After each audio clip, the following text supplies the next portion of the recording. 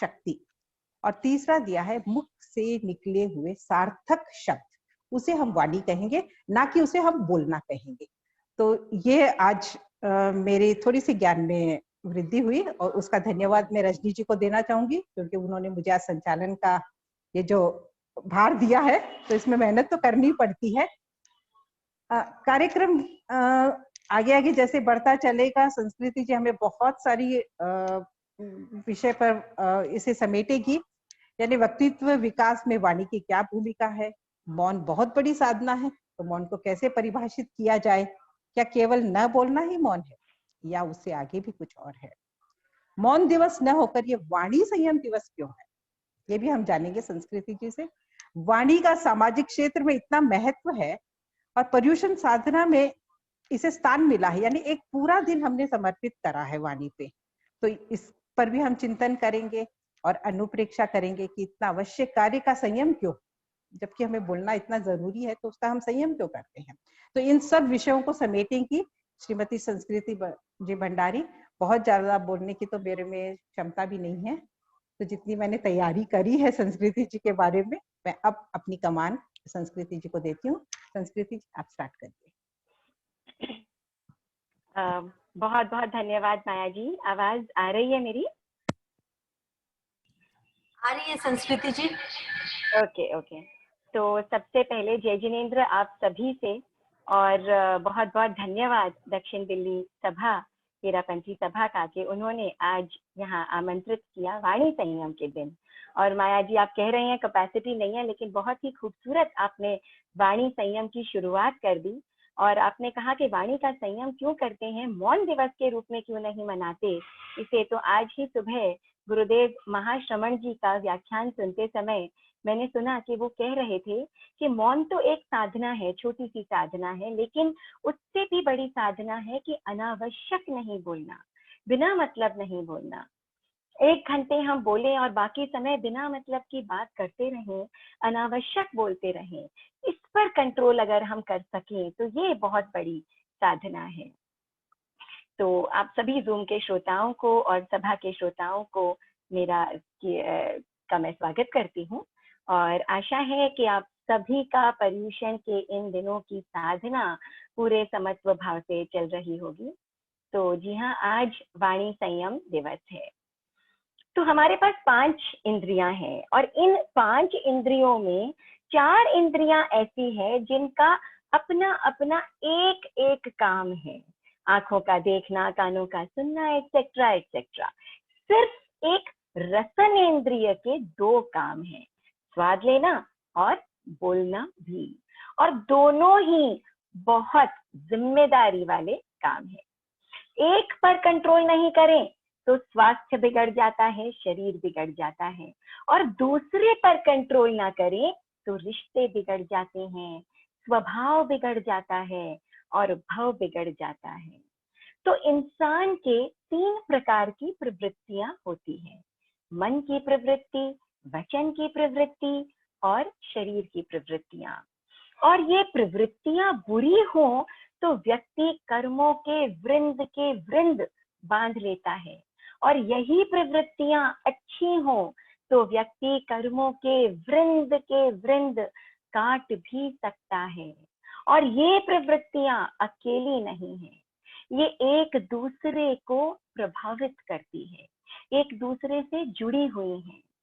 तो आदमी में अगर वाणी का संयम नहीं होगा तो वो कुछ भी बोल देगा, कुछ भी बोल सकता है, और इससे रिश्तों में, जीवन में तनाव आते हैं, टेंशन आते हैं, और ये तनाव प्रभावित करते हैं शरीर को, स्वास्थ्य को। तो इनका ओवरऑल कंट्रोल होना बहुत जरूरी है। तो इस लोक में जो अधिकांश प्राणी हैं, मैक्सिमम जो जीव हैं, उनके पास रसनेंद्रिय या वचनेंद्रिय होती ही नहीं है।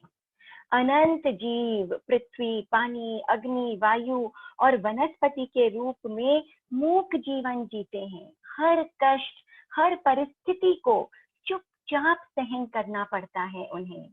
अब जो 2, 3 और 4 इंद्रियों वाले जीव होते हैं, वो अपनी इच्छा से हिल डुल पाते हैं।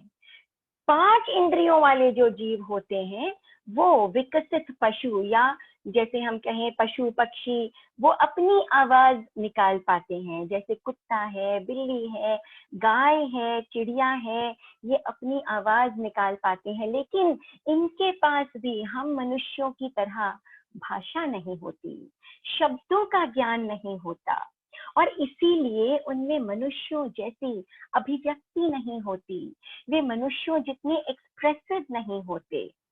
तो जैन आगमों में वर्णन आता है कि व्यक्ति 4 प्रकार की भाषा का प्रयोग कर सकता है: सत्य भाषा, असत्य भाषा, मिश्र भाषा और व्यवहार भाषा। तो पर्युषण के दौरान अक्सर 18 पापों की चर्चा की जाती है। इन 18 पापों में कर्म बंधन के कारणों में 5 पाप तो केवल वाणी संयम से ही संबंधित है। 5 पाप 18 पापों में वाणी संयम से रिलेटेड हैं: मृषावाद, अभ्याख्यान, पैशून्य, पर परिवाद और माया मृषा। आज वाणी संयम दिवस के दिन हम इन्हीं 5 पापों को जानने की कोशिश करते हैं। तो वाणी संयम के साथ साथ कुछ 18 पापों का स्वाध्याय भी हमारा हो जाएगा। तो सबसे पहला वाणी संयम से जुड़ा पाप है मृषावाद। मृषावाद यानी असत्य का सेवन, बेसिकली झूठ बोलना। आर्हत वाङ्मय में कहा गया, सत्यम लोयम सारभूयम। सत्य लोक में सारभूत है, दुनिया में झूठ भी चलता है और सत्य भी जीवित है।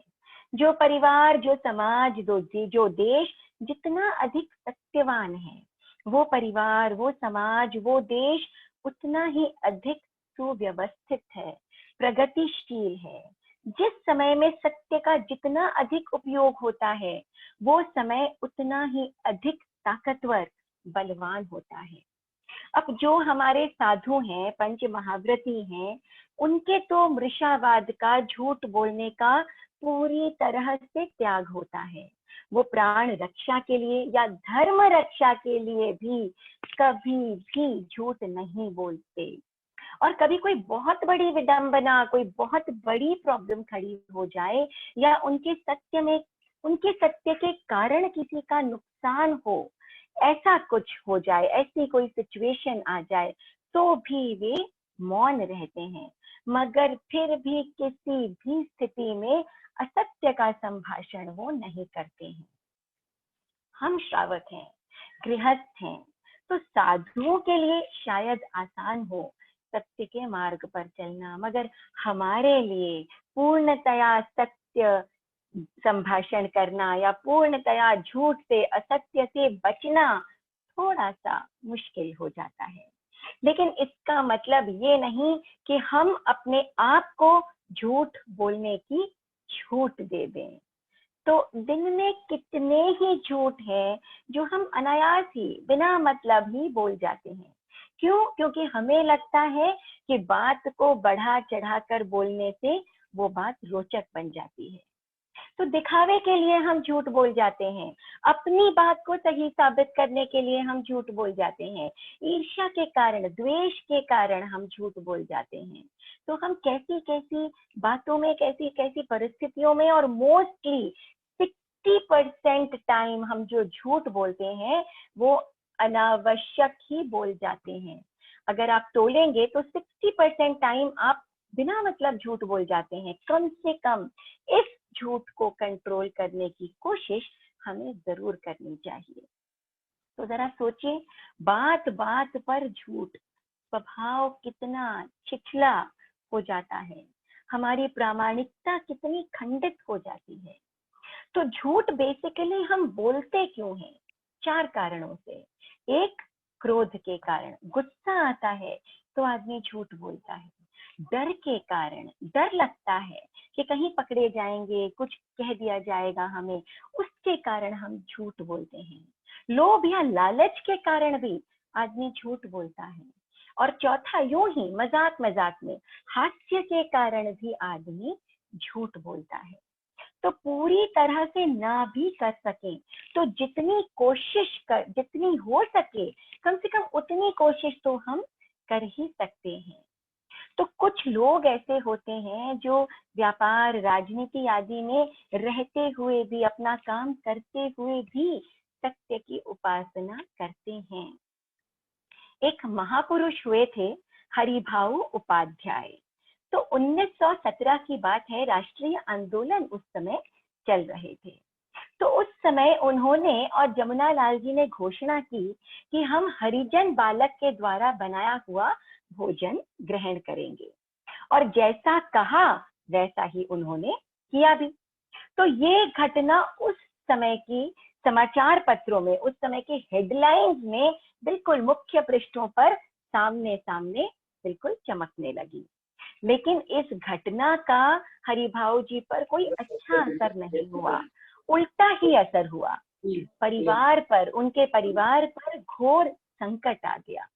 जाति से उन्हें बहिष्कृत कर दिया गया, निकाल दिया गया, और 12-13 वर्षों तक उन्हें जाति से बहिष्कृत ही रहना पड़ा, अपमान का घूंट पीना पड़ा। तो एक मित्र ने हरिभाऊ जी से कहा कि आप सिर्फ इतना सा कह दीजिए कि ये जो खबर है ये गलत है, तो आपके ऊपर से बहिष्कार हटा लिया जाएगा। तो हरिभाऊ उपाध्याय जी, जिनके लिए सिद्धांत और सत्य उनकी चलती हुई सांसों के समान थे, वे बड़ी निडरता से बोले कि मित्र, मनुष्य किसी न किसी ताकत के सहारे जीवित रहता है।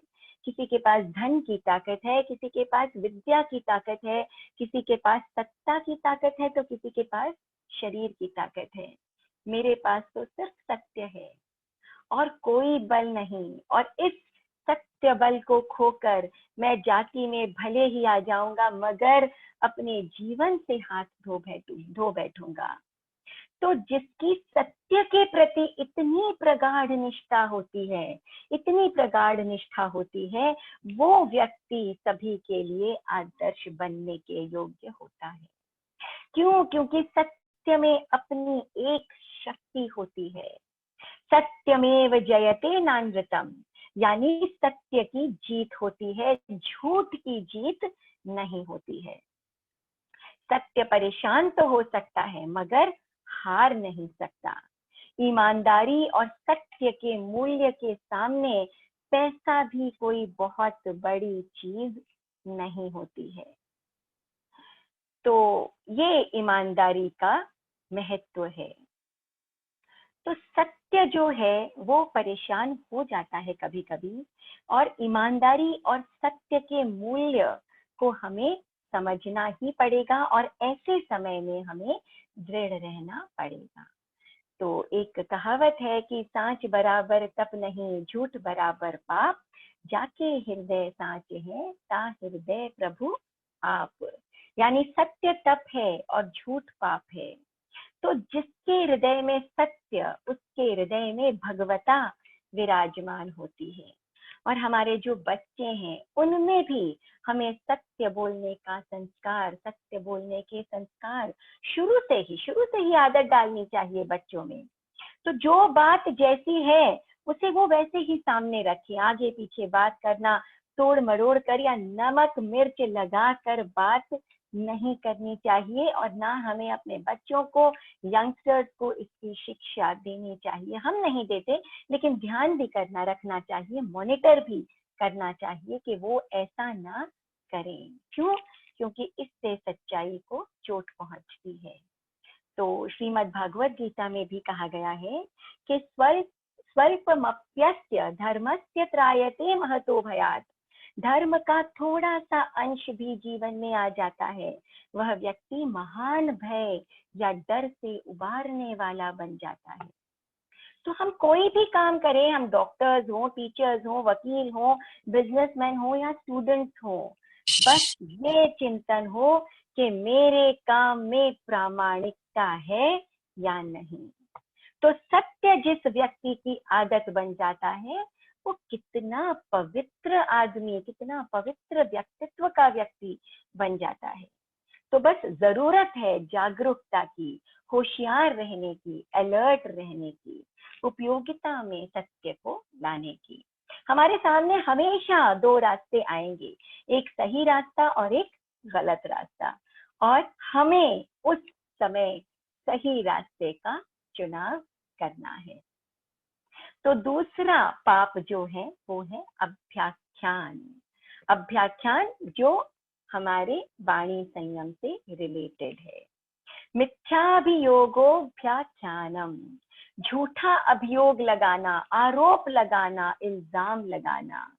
तो ये दूसरा पाप था मृषावाद, और ये 13वां पाप है कौन सा? अभ्याख्यान, यानी कि इल्जाम लगाना।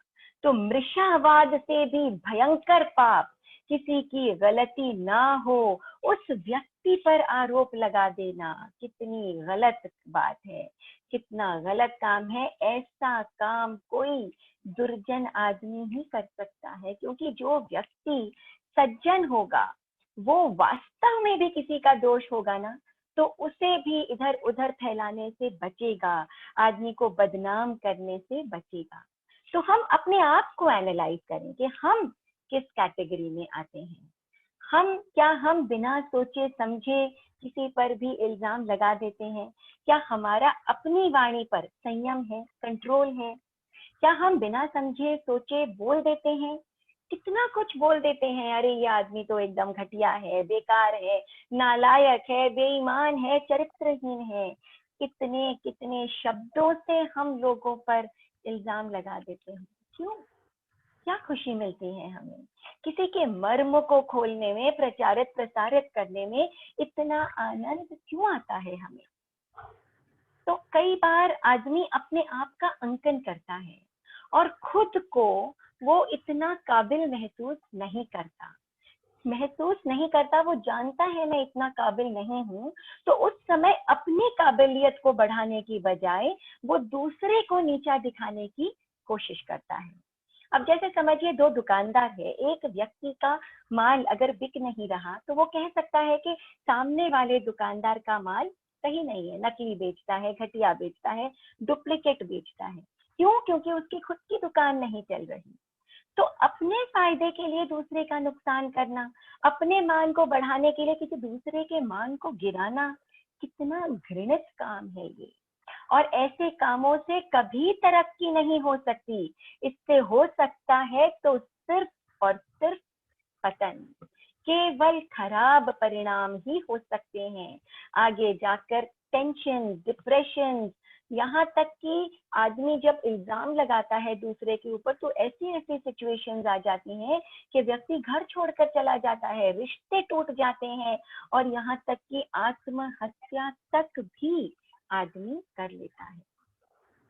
तो एक कहानी जो मैं 2-4 दिन पहले भी सुना रही थी कि एक व्यक्ति एक साधु के पास में आता है और कहता है कि गुरुजी, मुझसे एक बहुत बड़ी गलती हो गई कि एक व्यक्ति के ऊपर मैंने झूठा आरोप लगा दिया, झूठा इल्जाम लगा दिया, तो आप मुझे कोई प्रायश्चित दे दीजिए। तो जो गुरु हैं उन्होंने कहा कि बेटा, प्रायश्चित तो मैं तुम्हें बता दूंगा, लेकिन पहले जाओ एक ऊंची सी छत के ऊपर एक बड़ा सा कागज लेकर के जाओ और उस कागज के टुकड़े टुकड़े करके, छोटे छोटे टुकड़े करके उससे चारों तरफ उड़ा दो। तो व्यक्ति ने छत के ऊपर जाकर के और वहां से कागज के टुकड़े उड़ा दिए और गुरुजी के पास आया और कहा, गुरुजी, आपने जैसा कहा मैंने वैसा ही किया, अब मुझे प्रायश्चित बता दीजिए। तो गुरुजी ने कहा कि बस पहले जाओ वो टुकड़े वापस समेट कर लेकर आओ और उस कागज के टुकड़े को वापस पहले जैसा जोड़कर बना दो, तब मैं तुम्हें तुम्हारा प्रायश्चित बताऊंगा। तो व्यक्ति की नजरें नीची हो गई, वो समझ गया कि इस कागज के टुकड़े को मैं वापस एक नहीं कर सकता हूँ, टुकड़े तो मुझे मिलेंगे ही कहाँ। तो हम भी वैसा ही करते हैं। अभ्याख्यान यानी एक आदमी की बात को कहाँ कहाँ फैला देते हैं, वो समाज में निंदा का पात्र बन जाता है, लोग उसे नीची नजर से देखने लगते हैं। और वास्तव में देखा जाए तो अभ्याख्यान पाप का कोई भी प्रायश्चित शायद हो ही नहीं सकता है। सोचिए, कोई यदि आप पर इल्जाम लगाए तो आपको कैसा लगेगा? तो दूसरों पर इल्जाम लगाने से पहले भी 1000 बार सोचिए और कोई यदि आप पर आरोप लगा दे तो उसका उपाय भी उस पर आरोप लगाना नहीं है। आरोप का इलाज, उपाय कभी भी प्रत्यारोप नहीं हो सकता है। सीता थी, सुभद्रा थी, शेष सुदर्शन थे, उन पर कैसे कैसे इल्जाम लगाए गए, लेकिन क्या किया? क्या उन्होंने बदले में प्रत्यारोप करने का रास्ता अपनाया? तो अगर हम ध्यान दें, अगर हम कोशिश करें, तो अभ्याख्यान को छोड़ना सबसे आसान है। जानते हैं क्यों? क्योंकि ये एसेंशियल नहीं है, ये जरूरी पाप नहीं है, आवश्यक नहीं है। तो पाप करने का प्रयत्न नहीं, रोकने की कोशिश करनी होगी हमें, और धीरे धीरे ये अभ्याख्यान पाप हमारे जीवन से दूर होता चला जाएगा। परस्परो ग्रहो जीवानाम, हर प्राणी का दूसरे प्राणी के प्रति मैत्री भाव रहे, ये भगवान ने कहा। और यदि हम अभ्याख्यान करते हैं तो मैत्री भाव रहा कहाँ? हम भगवान की वाणी से दूर हो जाते हैं, अपने आप से दूर हो जाते हैं। तो सोचिए कि मैं इतना इनसेंसिटिव, इतना असंवेदनशील ना हो जाऊं, मेरे भीतर की दया और क्षमा समाप्त ना हो जाए कि मैं किसी को भी कलंकित कर दूं। तो विपरीत परिस्थितियों में हमें आलोचनाओं और आरोपों का सहारा नहीं लेना है, धर्म का सहारा लेना है। तो ये संसार क्या है? ये संसार एक समुद्र है, और धर्म क्या है? धर्म एक नाव है, और पूरा समुद्र चाहता है कि तुम डूब जाओ, और केवल एक नाव चाहती है कि तुम तिर जाओ। तो ये था दूसरा पाप, अभ्याख्यान। तीसरा पाप जो वाणी संयम से संबंधित है वो है पैशुन्य। किसी की चुगली करना, किसी के बारे में गलत धारणा बना लेना, और फिर पीठ पीछे किसी से उसकी शिकायत या निंदा करना, आपस में लोगों को भिड़ा देना, ये पैशुन्य पाप है। इस पाप को करना जितना आसान है, इसके परिणाम, इसके रिजल्ट उतने ही घातक हैं। तो जो व्यक्ति दूसरों का अहित करता है, वास्तव में वो अपने अहित की पृष्ठभूमि, अपने अहित की भूमिका ही तैयार करता है, क्योंकि कर्मों का फल भोगने में देर तो हो सकती है, लेकिन कर्मों के फल के साम्राज्य में अंधेर नहीं हो सकता। कर्मों का फल भोगे बिना छुटकारा नहीं मिलता। तो दुनिया में अच्छे लोगों की कमी नहीं है, तो बुरे लोगों की भी कमी नहीं है। तो इस पैशुन्य पाप से बचने का क्या उपाय है? कैसे बच सकते हैं हम इससे?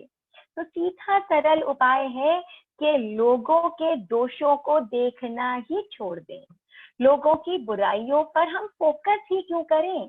ध्यान रखें कि कहीं हम क्षणिक सुख को पाने के लिए, क्योंकि आनंद बहुत आता है, फोन आ गया, किसी का सामायिक करने का समय नहीं है, लेकिन घंटों घंटों हम फोन में बैठे रहते हैं और न जाने कैसी कैसी बातें मुंह से निकल जाती है।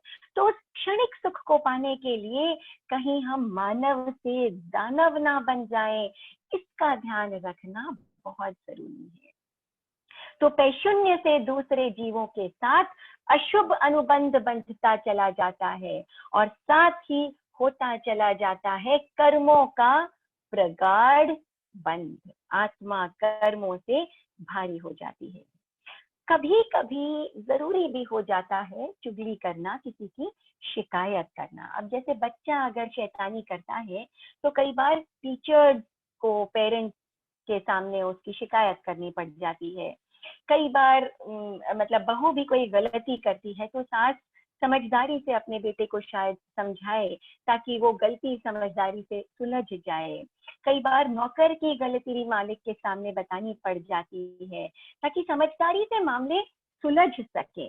लेकिन ये बात ध्यान रहे कि आप जो शिकायत कर रहे हैं उसका आधार क्या है, उसका कारण क्या है, कि मुश्किलों को सरल करना है, सुलझाना है, बढ़ाना नहीं है। तो आप सावधान रहें कि कोई आपकी शिकायत के कारण मुसीबत में ना पड़ जाए। तो हमें विवेकशील बनना है। तो छोटा सा मनुष्य जीवन है और इसे लोगों के हित के लिए हमें उपयोग में लाना चाहिए, अहित के लिए नहीं लाना चाहिए। तो जब भी पैशून्य का मौका आए, चुगली करने का, शिकायत करने का मौका आए, तो कंट्रोल करना है। उस समय के लिए, कुछ समय के लिए मौन हो जाइए। धीरे धीरे पैशून्य हमारे जीवन से दूर, बहुत दूर हो जाएगा और रह जाएगी सिर्फ शांति, दया, सद्भावना, सौहार्द और आनंद। चौथा जो पाप है वो है पर परिवाद, जो वाणी संयम से जुड़ा है। पर परिवाद यानी किसी की बुराई करना, निंदा करना, क्रिटिसाइज करना, किसी के दोष और अवगुणों को दूसरों के सामने उजागर करना। ये शिकायत से ये अलग है। यहाँ है क्रिटिसिज्म, निंदा करना। तो ईर्ष्या, द्वेष, सामने वाले को नीचा दिखाने के भाव, खुद को ऊंचा दिखाने के भाव, खुद को अपने आप को या अपने अधिकारों को पाने के लिए भी आदमी क्या करता है, दूसरे की निंदा कर देता है।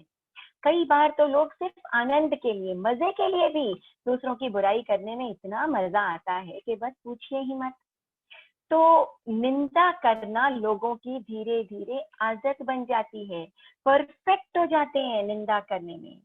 कभी कभी तो ऐसी परिस्थिति आती है कि जान ना पहचान, ना कोई संबंध, ना सरोकार, और लोग किसी की निंदा करने लग जाते हैं। और क्यों? केवल सुनी सुनाई बातों पर। तो हम कानों से बहुत कुछ सुनते हैं, हम आंखों से बहुत कुछ देखते हैं, लेकिन हर सुनी और हर देखी हुई बात को कहना जरूरी नहीं है, उचित भी नहीं है। तो किसी सच्ची बात को कहना वास्तव में निंदा नहीं है, लेकिन सच्ची बात को भी जरूरी हो तो और अवसर देख कर ही कहना चाहिए।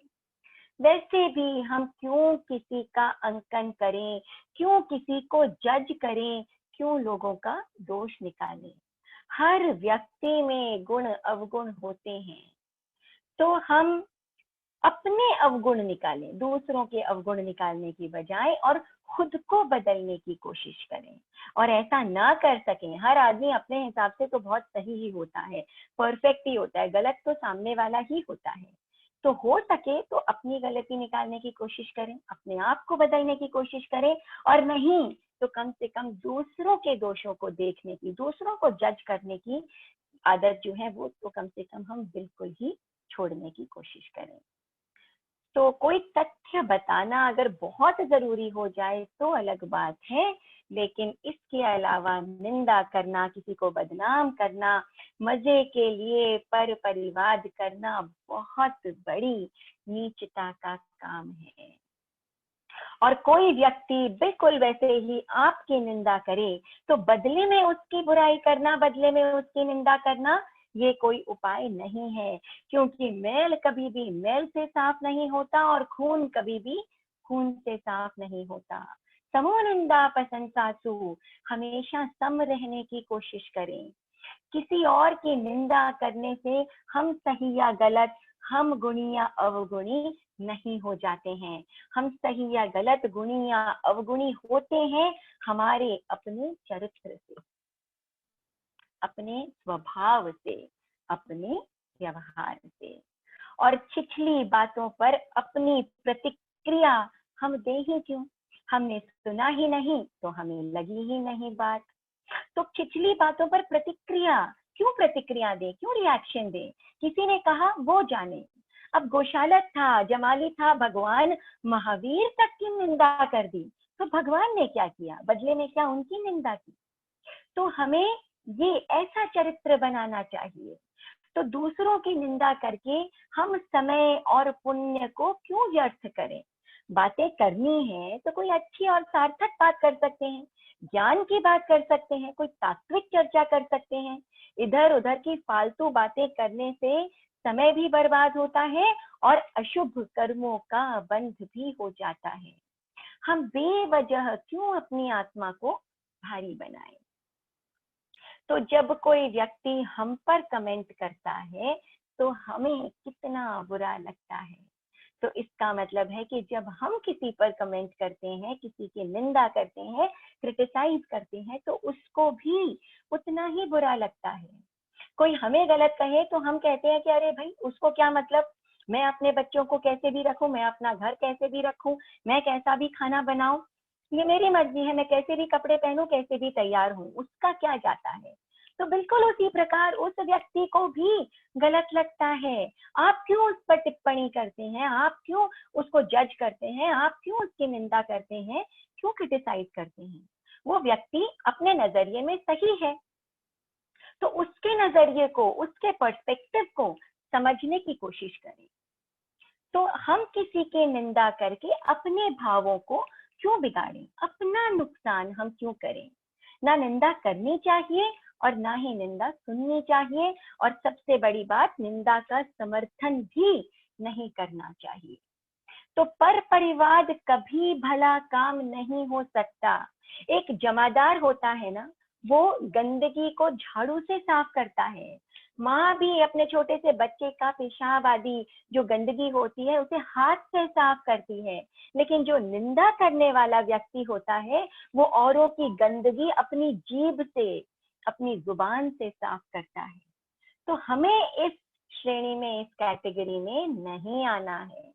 जब भी पर निंदा का, पर परिवाद का अवसर आए तो मन में विचार आए कि किसी की कमी को दूसरों के सामने प्रकट करने का मुझे क्या अधिकार है।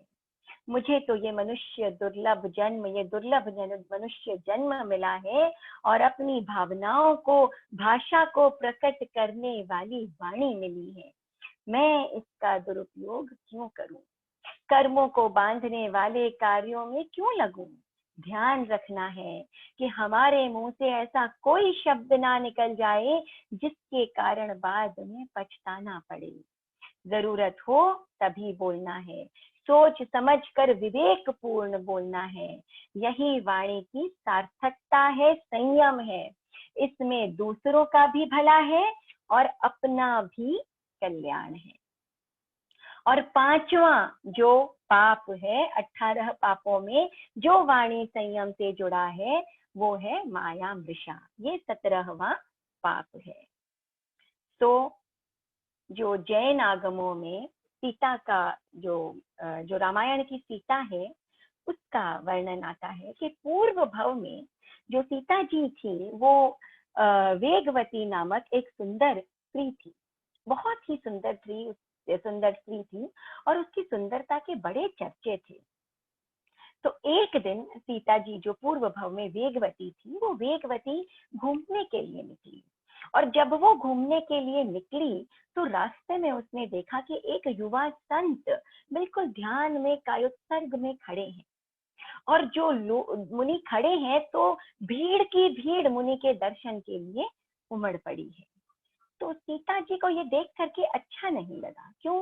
क्योंकि अधिकतर जब वो निकला करती तो लोग उसके पीछे ही रहते, उसकी ही तारीफ करते, मगर यहाँ लोग उसे छोड़ करके और मुनिश्री से आकर्षित हो रहे थे। तो ये बात सीता जी को अच्छी नहीं लगी, उन्हें मुनिश्री से ईर्ष्या हो गई, उनका ये सम्मान उनसे देखा नहीं गया, सहन नहीं हुआ, और मन में आया, ऐसे भाव आए, माया के भाव आए, और साथ जुड़ गया उसके झूठ, और सीता जी के मन के भाव इतने मलिन हो गए उस भव में वेगवती के रूप में कि उन्होंने लोगों से कहा कि लोगों तुम क्या इस पाखंडी का वंदन कर रहे हो? मैंने तो कल ही इस व्यक्ति को, इस साधु को एक स्त्री के साथ देखा, आज इसने उस स्त्री को कहीं भेज दिया है, कहीं छुपा दिया है, ऐसे व्यक्ति का तुम वंदन करते हो कि तुम वंदना करते हो? तो लोगों ने सीता जी की बात, वेगवती की बात सुन ली और साधु पर लांछन लगा करके और चले गए, बुरा भला कह करके और चले गए। तो सीता जी का जो स्वांग था वो सफल हो गया, साधु कलंकित हो गए। और जो साधु हैं उन्हें मन ही मन बड़ा बुरा लगा कि मेरे साथ ऐसे कैसे हो गया, और उन्होंने मन ही मन संकल्प किया कि जब तक मेरे ऊपर लगा ये आरोप धुल ना जाए तब तक मैं अन्न जल का एक दाना भी ग्रहण नहीं करूंगा।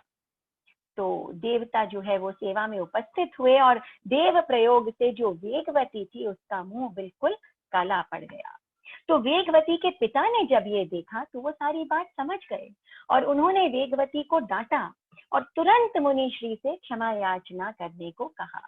वेगवती गई और उसने मुनिश्री से क्षमा याचना तो की, लेकिन प्रायश्चित नहीं किया।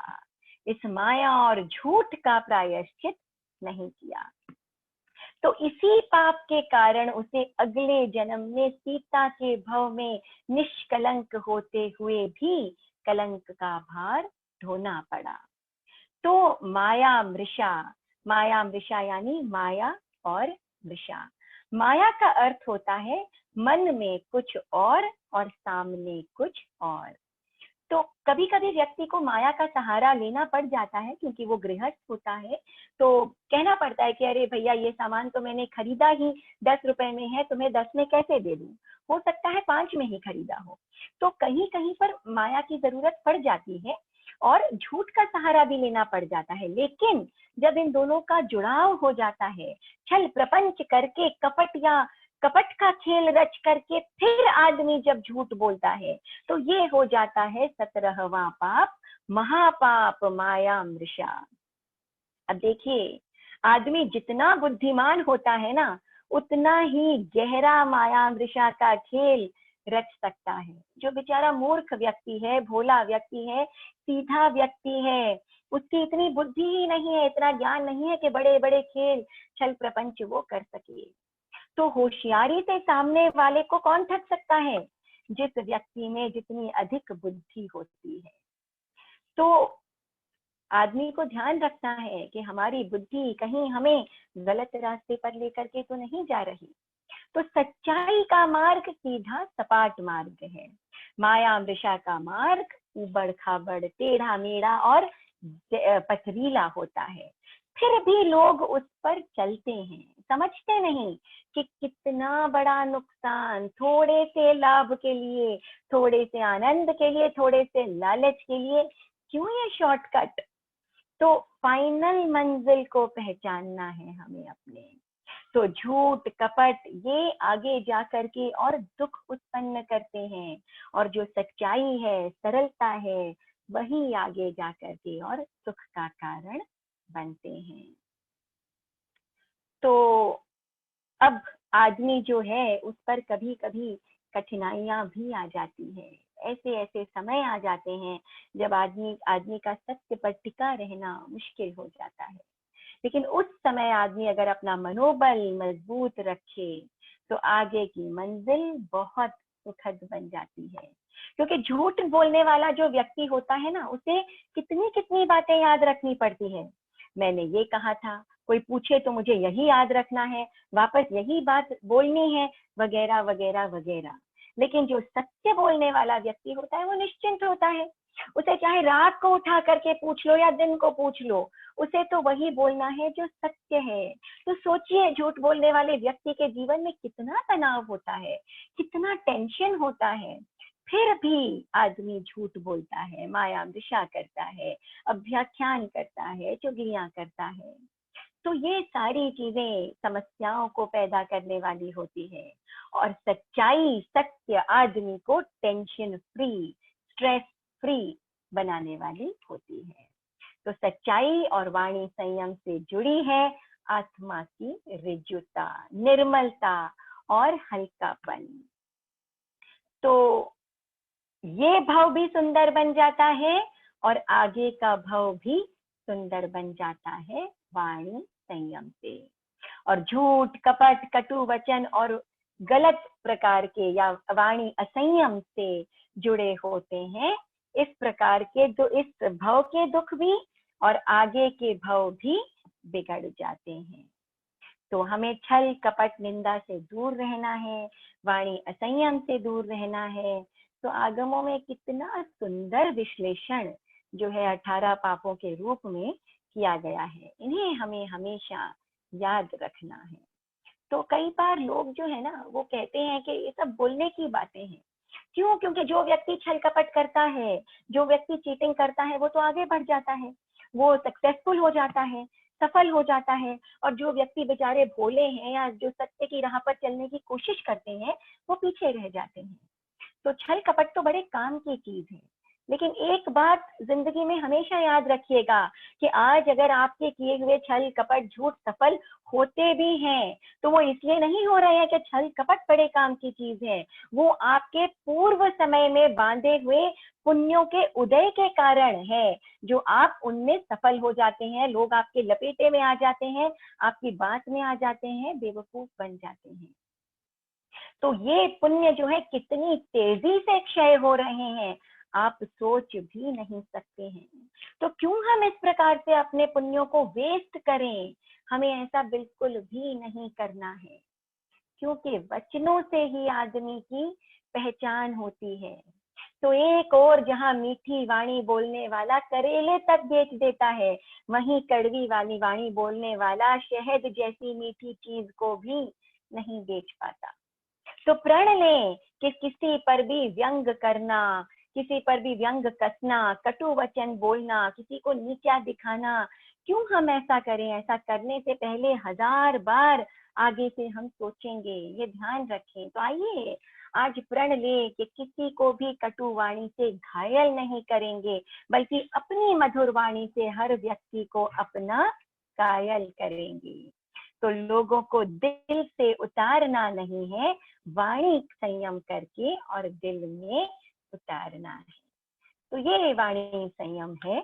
और 9 बजने में 10 मिनट ही है केवल, तो मेरे बोलने, समझने, जानने, बताने, कहने में कोई त्रुटि आई हो तो मैं बारंबार क्षमा याचना करती हूँ। और रजनी जी, आप देख सकते हैं चैट इत्यादि में अगर कोई प्रश्न है तो आप पूछ सकती हैं। संस्कृति जी, पहले मैं आपको रजनी बहुत जी, बहुत धन्यवाद करता हूं कि आप अपने क्षेत्र में अपने लोगों के बीच अपने ज्ञान की वृद्धि कर रहे हैं। ज्ञान जितना बांटो उतना ही बढ़ता है। तो आज आपने बहुत ही सुंदर प्रस्तुति करी, पर मेरे मन में एक शंका आ रही है कि प्रति क्षण की ये जागरूकता और मानसिक संतुलन व्यवहार जगत में, जहां हमें नाना प्रकार के लोगों से मिलना पड़ता है, व्यापार के क्षेत्र में, सामाजिक क्षेत्र में, धार्मिक क्षेत्र में, तो कहीं न कहीं कार्य को संपादित करने के लिए इन सब तथ्यों का कहीं न कहीं प्रयोग, साधन लेना एक स्वाभाविक प्रक्रिया में आ जाती है। अंतःकरण से नहीं चाहते हैं, बट कार्य को संपादित करना है तो थोड़ा यूं कहिए मक्खनबाजी कर देना, किसी की बड़ाई ज्यादा कर देना, झूठ न कहें, यूं कहें कि सत्य न बोल करके किसी और ढंग से समझा देना। तो इतनी जागरूकता, इतनी प्रामाणिकता और इतनी मानसिक संतुलन एक आदमी कैसे रख सकेगा? संजय जी, बहुत अच्छा सवाल है और बहुत प्रैक्टिकल सवाल भी है, क्योंकि बातें सिर्फ अगर बातों के ही रूप में रह गई तो फायदा ही क्या। तो देखिए, ये बात बिल्कुल फैक्ट है कि जीवन में कई बार इन सब चीजों का प्रयोग हमें करना पड़ता है, लेकिन जागरूकता का मतलब ये है कि जब भी हम झूठ बोलें, जब भी हम माया करें, जब भी हम गलत करें, तो कर रहे हैं, लेकिन करते हुए भी कहीं ना कहीं अंदर से आत्मा हमें कचोट रही है, कहीं ना कहीं अंदर से आत्मा में प्रकंपन हो रहा है कि जो हम कर रहे हैं वो गलत कर रहे हैं। क्योंकि एक किसी काम को करते हुए उसे जस्टिफाई कर देना कि ठीक है, ये तो होना ही चाहिए, ये तो होता ही है, तो सब करते हैं, और एक कि नहीं, जो मैं कर रहा हूँ करना पड़ रहा है, लेकिन कहीं ना कहीं ये सही नहीं है और किसी ना किसी दिन मुझे छोड़ना जरूर है इसको। ये भाव अगर प्रबल रहेगा ना, तो यकीन मानिए एक दिन जरूर छूट भी जाएगा, क्योंकि जो हमारी आकांक्षा होती है वही हमारे साथ, जो आशा होती है वही फल भी प्राप्त होता है। तो गलत हो सकता है गलत करना पड़े, लेकिन गलत करते समय भी मन में प्रकंपन जरूर होना चाहिए, ये बात फैक्ट पता जरूर होना चाहिए कि जो कर रहे हैं वो गलत है, तो एक दिन निश्चित ही ये छूट भी जाएगा। तो यही है। अब आप देखिए, भिक्षु स्वामी थे, तो भिक्षु स्वामी को जब एक दिन मतलब मार्ग पर चल रहे थे, घटना तो सभी जानते होंगे कि उन्हें गाली इत्यादि देने लगा एक व्यक्ति और छाती पर मुक्के तक मार गया। तो क्या हुआ? स्वामी जी को उस समय क्या करना चाहिए था? उस समय उन्हें रोष प्रकट करना चाहिए था। उनके साथ दूसरे संत भी थे, वो भी अचंभित रह गए। लेकिन भिक्षु स्वामी ने उस समय भी अपनी बुद्धि का प्रदर्शन किया और उन्होंने कहा कि कोई बात नहीं, ये व्यक्ति तो मुझे गुरु बनाने आया है, और आदमी एक मटका भी खरीदता है तो ठोक बजा कर देखता है, ये तो गुरु बना रहा है, ठोक बजा करके तो देखेगा ही। तो क्यों ना हम चीजों को सकारात्मक रूप में ले, और गलत करना पड़ भी जाए तो उन परिस्थितियों में भी हमारी जागरूकता जिस प्रकार स्वामी जी की बनी हुई थी वो बनी रहे। तो मैं कार्यक्रम को आगे बढ़ाना चाहूंगी और हमारे साथ प्रश्नोत्तर का सेशन चलेगा जिसे संपादित करेंगे रजनी जी। उससे पूर्व मैं कुछ सूचनाएं देना चाहूंगी कि हमारे साथ जितने आज 90 से ऊपर 95 से ऊपर पार्टिसिपेंट्स जुड़े हैं, तो वो एक बहुत ही सुंदर माहौल बना है। उन सबसे मैं निवेदन करूंगी कि कल भी वो हमारे साथ बने रहें और अनुव्रत चेतना दिवस पर हमारे साउथ दिल्ली ज्ञानशाला के ज्ञानार्थी और प्रशिक्षकों ने बहुत सुंदर तैयारी करी है। यकीन मानिए बहुत ही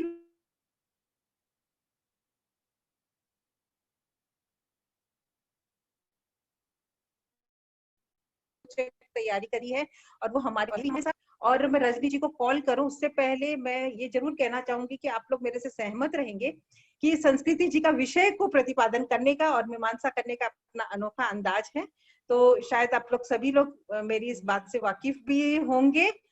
और प्रश्नोत्तर सेशन के लिए मैं रजनी जी को आमंत्रित करती हूँ कि वो इस कार्यक्रम को थोड़ा सा और आगे करें। और संस्कृति जी हमारे साथ बनी हुई हैं, तो प्लीज जितने भी पार्टिसिपेंट जुड़े हुए हैं वो भी छोड़े नहीं, हमें प्लीज जुड़े रहें।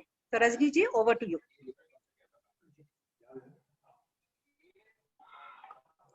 प्रतीक, रजनी जी को लाइए स्पॉटलाइट पे। जय जिनेंद्र सभी को।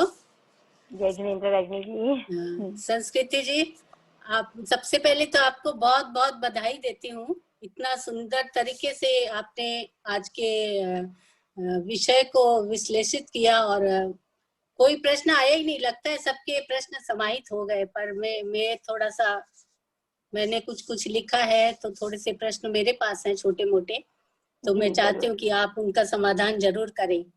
आपने बताया कि सीता और सुभद्रा ने अपने ऊपर लगे आरोपों पर कोई प्रत्यारोप नहीं किया। तो अगर हमारे साथ कोई बुरा व्यवहार करता है बिना किसी कारण के, बिना किसी कारण से कुछ गलत बोलता है, बुरा व्यवहार करता है, तो हम क्या करें?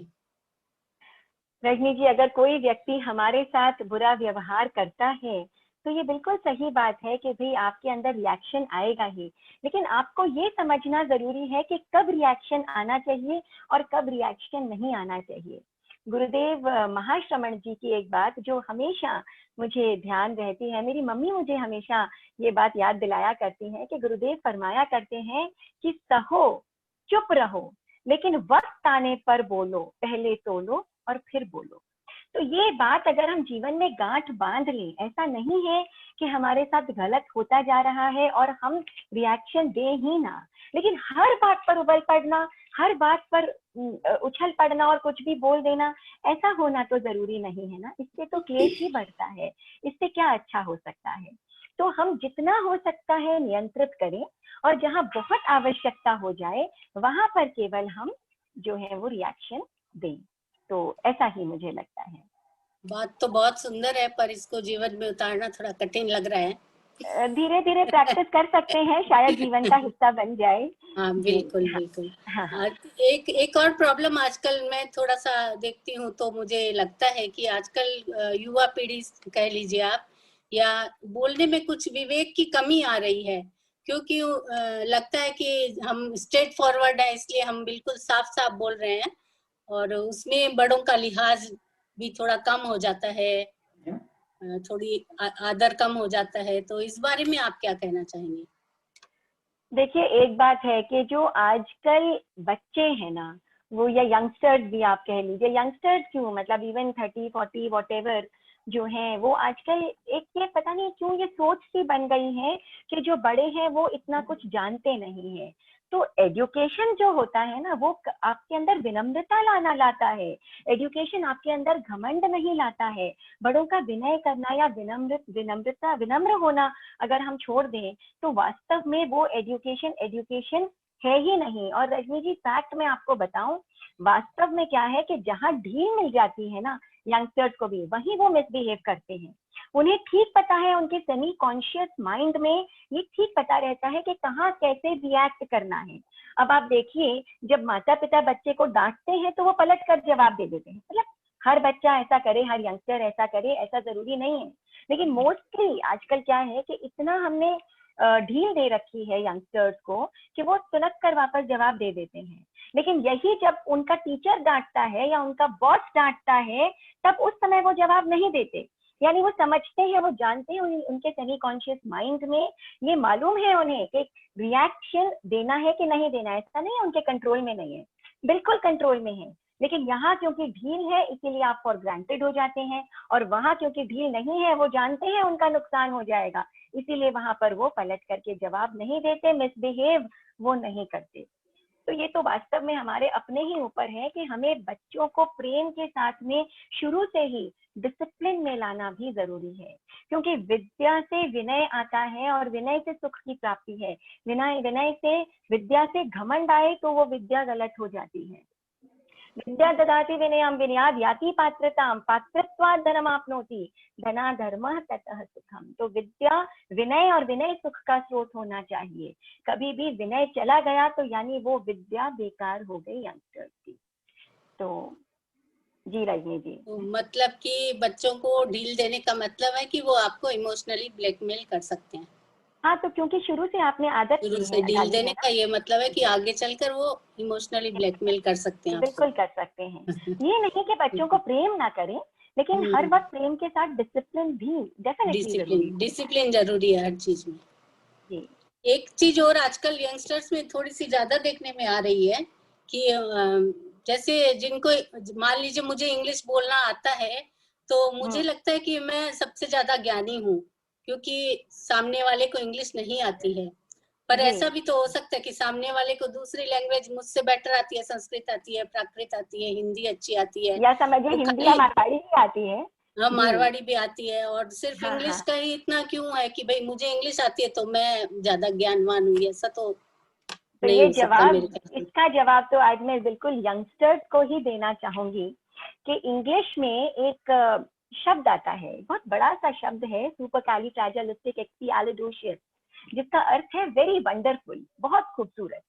और इंग्लिश में ही इससे भी बड़ा एक शब्द है, न्यू मोनो अल्ट्रा माइक्रोस्कोपिक सिलिकोवोल्केनोकोनियोसिस, और ये शब्द उस शब्द से भी बड़ा है, लेकिन इस शब्द का अर्थ है बीमारी, एक लंग्स से होने वाली बीमारी जो किसी को हो जाए तो भयंकर कष्ट को सहन करना पड़ता है। तो शब्द दोनों ही मजेदार हैं, खतरनाक हैं, सुनकर शायद लगे अरे वाह कितनी मजे की बात है, कितनी अच्छी इंग्लिश आती है, लेकिन देखिए शब्द शब्द में कितना फर्क पड़ गया, एक को लेकर के कितना सुकून आत्मा को मिलता है, और दूसरा शब्द किसी पर आ जाए तो बीमारी से ग्रसित हो जाता है। तो इंग्लिश हो, हिंदी हो, मारवाड़ी हो, शब्द बेसिकली अपने आप को एक्सप्रेस करने के माध्यम है। तो शब्द किसी को नीचा दिखाने के, अपने आप को ऊपर दिखाने के साधन नहीं है। इंग्लिश हो, हिंदी हो, कुछ भी हो, लेकिन आपके शब्द मीठे होने चाहिए, आपके शब्द रिस्पेक्टफुल होने चाहिए, ये बहुत जरूरी है। और कोई जरूरी नहीं अंग्रेज छोड़ गए और अंग्रेज चले गए और अंग्रेजी छोड़ गए, नहीं, इंग्लिश भी अच्छी बात है, जानना कोई बुरी बात नहीं है, great to know great English, but इस इंग्लिश के साथ में हमारे संस्कार, हमारे कल्चर वो पीछे नहीं रहने चाहिए, ये हमारे यंगस्टर्स को बिल्कुल समझ लेना चाहिए। तो रजनी, और हम मुझे लगता है कि हमें भी यंगस्टर्स की अपने बच्चों की इज्जत करनी चाहिए, जब आप इज्जत देते हैं तभी इज्जत मिलती है ना। समाज देश, हाँ मेरा एक प्रश्न है, कर सकता हूँ मैं रजनी जी? हाँ जी, जरूर जरूर, बिल्कुल करें। हाँ, समाज, देश और राष्ट्र तीनों ही परिप्रेक्ष्य में हैंड रेज हुआ है। अच्छा, मैं पूछ सकता हूँ अभी? हैं हमारे, तो हम उसका भी ध्यान रखें। हाँ जी, हाँ जी, आप पूछिए, उसके बाद मनोज जी का हैंड रेज है। समाज में हो, चाहे देश का हो, चाहे राष्ट्र का हो, ये मॉनिटरी इगोइस्टिक इश्यूज जो डिफरेंशिएट करते हैं, आज एक पार्टी में चले जाएं तो जिनकी मॉनिटरी इक्विलिब्रियम है वो एक ग्रुप बनता है और दूसरे का एक अलग ग्रुप बनता है, तो कहीं ना कहीं ये इगोइस्टिक एटीट्यूड तो माइंड पर है, जो कि एक भाषा सिर्फ जबान से नहीं होती, एक शरीर के परिप्रेक्ष्य में भी उससे एक भाषा निकलती है। इसके बारे में आप क्या कहेंगे कि इसमें समता क्यों नहीं आती? जानकारी रहते हुए भी समाज की आज एक बहुत बड़ी एक कमी है, मॉनिटरी इगोइस्टिक इश्यूज। इस पर कुछ बताएंगे आप? गुरुदेव तुलसी जब श्रावक संबोध लिखी थी, उन्होंने उसमें एक पंक्ति लिखी थी, गरीबी गौरव गमाना अमीरी अभिशाप है। ये श्रावक संबोध का शब्द है। तो वो गुरुदेव ने कहा कि जो अमीरी और गरीबी होती है वो वास्तव में अंदर की होती है। कोई भी व्यक्ति अमीर या गरीब पैसों से या कपड़ों से या उसके पास जितने साधन है उससे नहीं होता है, और उसके होने से यदि व्यक्ति गर्व करता है और उसके नहीं होने से या गरीब होने से उसकी माली हालत अगर कमजोर होती है, उससे अगर आदमी शर्मिंदगी का एहसास करता है, शर्मिंदगी का एहसास उसमें होता है, तो वो व्यक्ति भी वाकई जैन नहीं है। ऐसा नहीं है कि केवल जो व्यक्ति सत्य बोलता है या जो व्यक्ति चोरी नहीं करता है केवल वो सच्चा जैन है। जिस व्यक्ति में अमीरी का घमंड है और जिस व्यक्ति में गरीबी की शर्मिंदगी है वो भी वास्तव में जैन नहीं है। तो जो व्यक्ति वास्तव में जैन होगा ना, उसमें इस समय भी समता भाव होगा और होना ही चाहिए। कोई व्यक्ति क्यों नहीं करता संजय जी, इसका जवाब देना तो बहुत मुश्किल काम है कि आदमी अंदर से क्या महसूस करता है। लेकिन ये बात जरूर है कि हमें भी ध्यान रखना चाहिए कि जिन लोगों में समता भाव अधिक है उन्हें हमें अवश्य समाज में भी सम्मानित करना चाहिए। इससे लोगों के अंदर क्या है कि ये भावना बढ़ेगी, लोगों के लिए सामने एक एग्जाम्पल आएगा कि इस प्रकार के लोगों को महत्व दिया जाता है। तो उससे ऑटोमेटिकली जो है वो लोगों में समत्व की भावना का जो है वो बढ़ेगा, जोश और जोर बढ़ेगा। संस्कृति जी, मेरा एक सवाल और था। अच्छा, 2 हैंड रेजेस है रजनी जी, पहले आप मैं खत्म कर लूं पहले? कर लीजिए, मनोज जैन और सिद्धार्थ गदिया। हाँ, आप इनका भी ध्यान रखिए, 2 हैंड रेजेस भी आए हैं हमारे पास, शायद ये कुछ ठीक पूछना है, उनको ले लीजिए, पहले उनको ले लीजिए ना। हाँ, हम कंप्लीशन नहीं, आप कॉल करिए उन्हें, मनोज जी को। हाँ, आप एक सिद्धार्थ गदिया जी हैं और एक है मनोज जी। जय जिनेंद्र। मनोज जी, आप कुछ पूछना चाहते हैं? जी जी, सबको सादर जय जिनेंद्र। जय जिनेंद्र। बहुत अच्छा संस्कृति जी, वैसे भी खैर इनको तो हमेशा सुनने में मजा आता है। और इन्होंने बताया जैसे साधु झूठ बिल्कुल भी नहीं बोलते, भले ही देश के लिए हो, भले अपनी दिनचर्या में किसी भी तरह का नहीं। पर मैं जैसे अपन आदमी है, मैं एक मतलब हूँ, और मेरे को अपने घर चलाने के लिए या अपने परिवार के लिए या अपने समाज के लिए या अपने देश राष्ट्र के लिए कोई इस तरह का झूठ बोलना हो जिससे कि वो चीज सही लगे सबको और सही होती है वो, तो क्या मेरे को उस चीज का भी दोष लगेगा? मनोज जी, आपको डेफिनेटली उस चीज का दोष लगेगा अगर वो सही है तब भी। वो सही है मतलब कई गलत सत्य भी तो होते हैं। देखिए, ऐसा है, हम बहुत सारी चीजें करते हैं जीवन को चलाने के लिए। किसी एक के लिए फायदेमंद हो सकता है, किसी दूसरे के लिए नुकसानदायक हो सकता है, आपके परिवार के लिए अच्छा हो सकता है, लेकिन आपकी आत्मा के लिए खराब हो सकता है ना। तो जो सही है वो सही है, जो गलत है वो गलत है। भगवान ने कहा या तो धर्म है या अधर्म है, मिश्र धर्म बोल करके कोई भी चीज नहीं होती है। ठीक है, तो असत्य हमेशा असत्य रहेगा, चाहे उसके लिए किसी का सांसारिक फायदा ही क्यों ना हो। तो आप कर रहे हैं, आपको करना पड़ रहा है, आपके परिवार का फायदा हो रहा है, वो सांसारिक लाभ है, ठीक है, लेकिन उससे आध्यात्मिक लाभ होगा, आपकी आत्मा की परिणति अच्छी होगी, ये जरूरी नहीं है। तो अगर आप अधार्मिक कार्य कर रहे हैं, असत्य का सेवन कर रहे हैं, चाहे उससे किसी का फायदा ही क्यों ना हो। जिस प्रकार आपने किसी प्यासे को पानी पिलाया, तो प्यासे को पानी पिलाया तो हो सकता है उसकी प्यास तो बुझी, लेकिन आपने तो जल काय की हिंसा कर दी, आपके तो कर्मों का बंधन ही हुआ। बिल्कुल वैसे ही तो आत्मा और संसार, इनको दो, अध्यात्म और लौकिक, इनको अलग अलग करके हमें देखना पड़ेगा।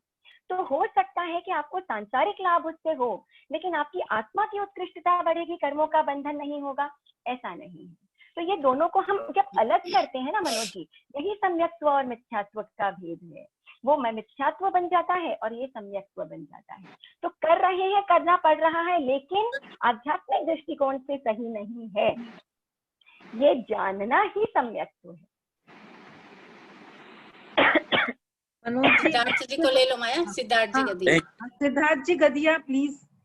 मनोज जी आप अपना हैंड लोअर कर दीजिए, आपकी समाहित हो चुका है।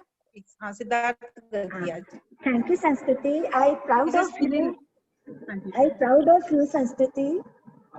मैं ये पूछना चाहती थी कि सम टाइम आदमी बोलता नहीं है कहीं भी, तो उसे कायर समझा जाता है, भाई ठीक है इसको नहीं आता है, जवाब देना नहीं आता है, ऐसा कुछ समझ लेते हैं। तो ऐसा क्यों होता है, फिर क्या करे उस परिस्थिति में आदमी? जब आदमी जवाब नहीं देता तो उसे कायर समझा जाता है। हाँ, कि इसको आता नहीं है या कुछ, ये इस तरह से हो जाता है ना? नहीं, पहली बात तो मैं ये बता दूं कि ये सिद्धार्थ जी नहीं है, सिद्धार्थ जी की मम्मी है स्वयं प्रभा जी, जो मेरी मम्मी भी है। मम्मी है संस्कृति की मम्मी भी जय जी। एंड आज तक जितना भी कुछ आता है, जाना है, वो सब मम्मी से ही जाना है। तो मम्मी सबसे पहले तो आपको बहुत बहुत कृतज्ञता। और दूसरी बात ये है कि जो आदमी कायर हम जिसे कह रहे हैं, जैसे हम चर्चा कर रहे थे कि जो व्यक्ति जितना अधिक बुद्धिमान होता है, जो व्यक्ति जितना अधिक चालाक होता है, तेज होता है, जिसमें जितनी अधिक वाक्पटुता होती है, उसमें उतने ही अधिक कर्मों को बांधने के साधन भी आ जाते हैं।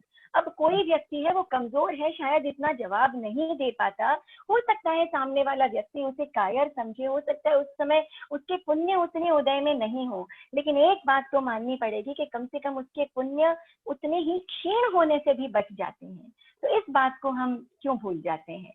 तो ये बात ठीक है कि वाक्पटुता है या बोलने की क्षमता है, ये सारी चीजें जो हैं ये पुण्योदय से भी जुड़ी हुई हैं। तो हो सकता है उसमें इतना पुण्योदय नहीं हो, लेकिन हमारे कर्मों को बांधने की क्षमता भी डेफिनेटली कम हो जाती है। ये सोचकर हम जरूर खुश हो जाएं कि मैं कायर नहीं हूँ, मैं बिल्कुल सही रास्ते पर चलने वाला हूँ, और जिसने जैसा किया है उसे अपने कर्म तो निश्चित ही भोगने ही पड़ेंगे। तो ये है। ओके, थैंक यू संस्कृति, मुझे अपनी खुशी पर गर्व है। Thank you. ओके।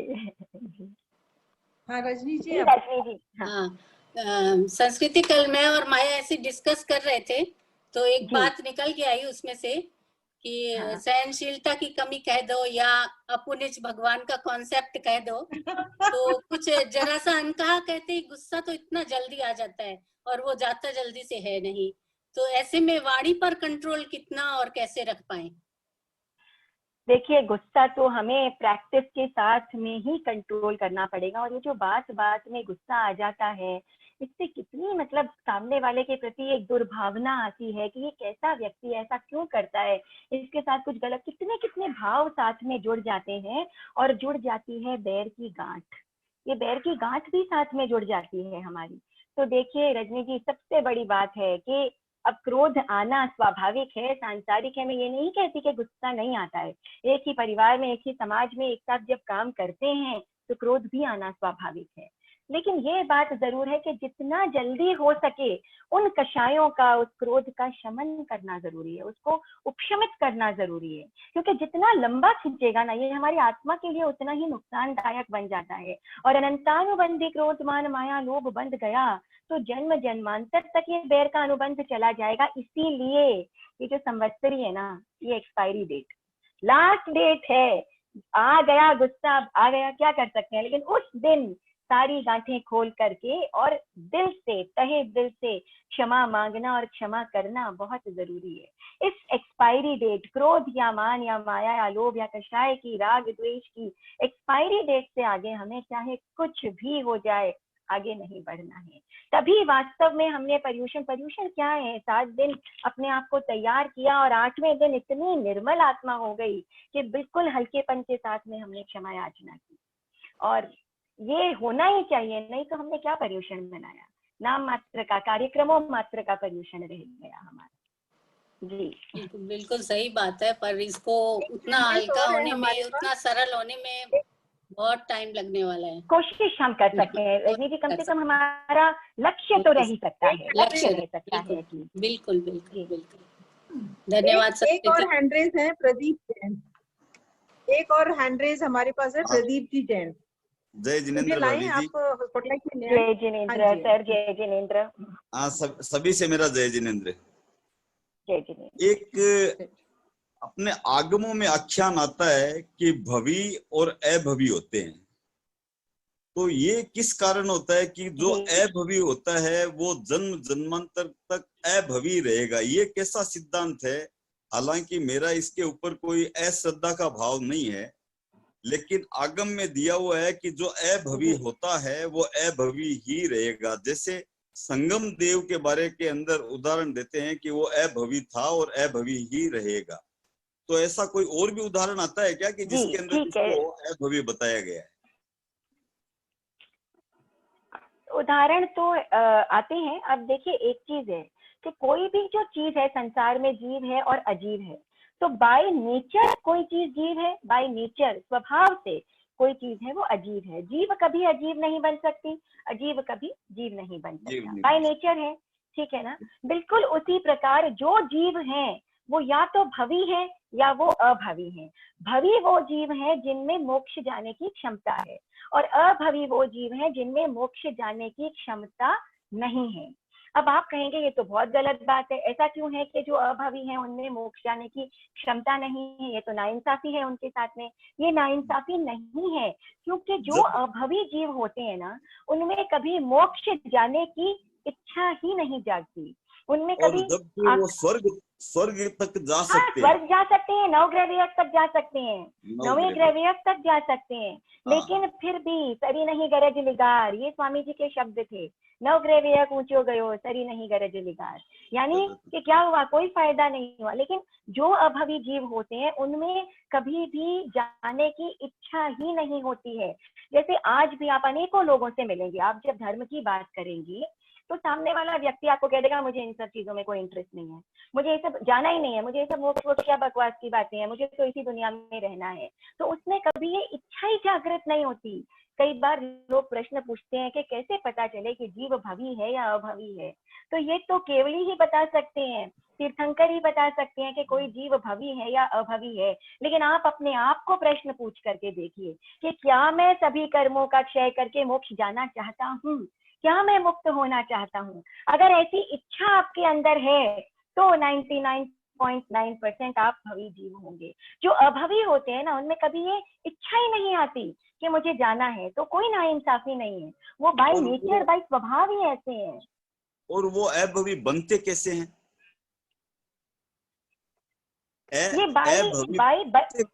ये बाय नेचर है। जैसे बाय नेचर कोई चीज जीव है और कोई चीज अजीब है, आत्मा जीव है और ये कुर्सी टेबल सोफा अजीब है, वैसे ही बाय नेचर ही कोई जीव भवी है और कोई जीव अभवी। ये तो जीव और अजीब के बारे में बोल सकते हैं, लेकिन जो जीव है वो तो भवी कोई कर्म बंध का कोई सिद्धांत तो होगा उसके पीछे कि भाई ये कर्मवाद का ये सिद्धांत है इसके अंदर। नहीं, कोई सिद्धांत नहीं है, ये बाय नेचर ही है, स्वभाव से ही है। जब ठीक है, हाँ जी ठीक है, वो बहुत जितनी सरलता, हाँ जितनी सरलता से, हाँ मैं अभी पूछ दे रही हूँ। हाँ बिल्कुल आप पूछ सकती हो। जितनी सरलता के साथ संस्कृति जी प्रश्नों को समाहित कर रही है, ये उतना सरल है नहीं जितना दिख रहा है हमें। इसकी साधना है, बहुत मेहनत है, बहुत ज्ञान अर्जन करना है और अपनी एक सोच और एक अपनी समझ को भी विकसित करना होता है। किसी प्रश्न को या किसी विषय को समाहित करने के लिए, उसकी मीमांसा करने के लिए अपनी एक सोच भी विकसित करनी होती है। तो ये संस्कृति जी जितना इजी लग रहा है ना जवाब दे रही है, कि उसके पीछे बहुत बड़ी साधना है। तो अब प्रश्न हेमा ले सकती हैं। हेमा आप पूछ लीजिए। और हमें कितने